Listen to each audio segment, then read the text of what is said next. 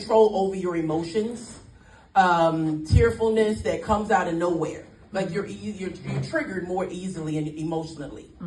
Fear, irritability, and anger. Beyond the fear of death, you may fear the changes that will occur in your life because you've already encountered changes. Right. And then when the death occurs, there's going to be more change. So then that comes anticipatory grief. That's a symptom of that. And then you may have to deal with the anger of that you may have towards your loved one. Some of us have had to deal with anger towards the person for whom we have cared.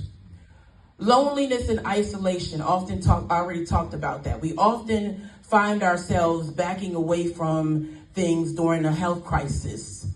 And then anxiety, that is another symptom of anticipatory grief.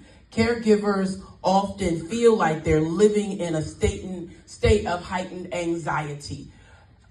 I can attest to that. I got to the point where my phone rang so much at night that it was the nursing home calling if they had to take her out or something like that, that I developed anxiety.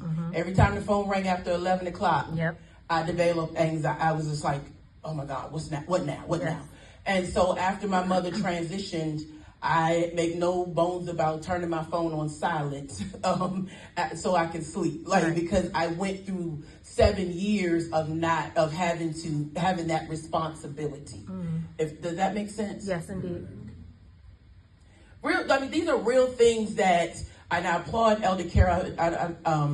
Thank you for this conference, because we can't shout over everything. We need to shed light, and talk about things that we are dealing with, that the people of God are dealing with, and yet we trust God, but we can also get some skills to deal with and live victoriously.